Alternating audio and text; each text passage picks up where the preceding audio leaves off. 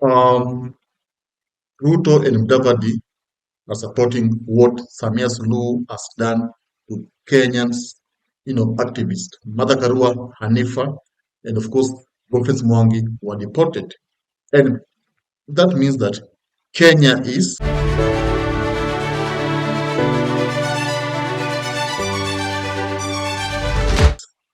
now. Welcome back, folks, to the Dr. Political Show. Actually, this is your analyst Peter Ogutu.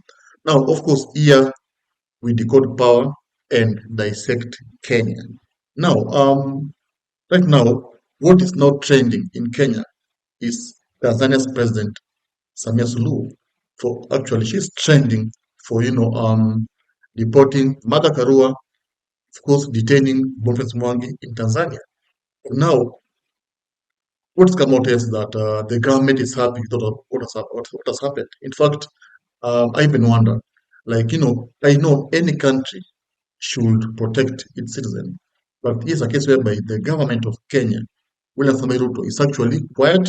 He's sending his people, Salam Davadi, tell Kenyans that whatever happened in Tanzania is okay and should happen. In fact, Davadi went further and said that Kenya should, of course, behave like Tanzania. People should be stopped from abusing or expressing their mind, the public. In fact, I think if you ask me, Ruto would be happy to silence Kenyans the same way Samia Suluhu has silenced, Kenya's activists, Martha Karua and Boniface Mwangi, because Ruto does not like criticism, and we've seen how he's been, arresting young people. Some of them even disappear, and this is the life that Ruto would want to happen in Kenya. Now, why do you think Samia Suluhu has trended? This is because people are now even comparing her with the late Magufuli. Remember, Samia Suluhu became the president of Tanzania because Magufuli, died. And as the deputy president, he was automatically, sworn in as as the president. And people are telling her that Magufuli was okay, but you are a dictator.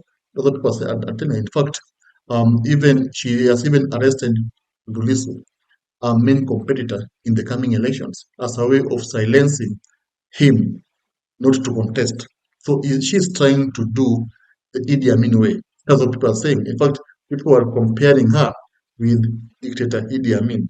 I think it's unfortunate that African leaders have taken elections to be do or die, because it's like when a president sees challenger, it's either he's arrested. The same thing has happened in Kenya. Just the last week, you know, Salasia was arrested, Natembe was arrested, Gashagwa is yet to be arrested. And these three people are people who have expressed interest in vying in the next general elections. So I think Ruto likes what's happening in Tanzania. In fact, you would like to employ the same tactic in Kenya. In fact, it's already doing it, because we are seeing abductions, we are seeing arrest. When you oppose the president, you're being arrested. Huh? You don't. There's no freedom of speech in Kenya. In fact, you're being taken back to the Moi era, whereby when you talked, when you even imagine that the president can die, that's treason, and you become arrested. So, um, Suluhu, what happened in Tanzania? Of course, Suluhu has defended herself. She's saying that she can't allow that politics that's happening in Kenya to go and happen in Tanzania, because she's saying that Martha Karua is from Kenya's political arena, and she feared that Martha Karua was inciting the opposition in Tanzania to deal with that, because right now they are headed to elections. So Samia Suluhu is afraid that Martha Karua can go and of course give the opposition some tactics, yeah, on how they can thwart Suluhu's presidency.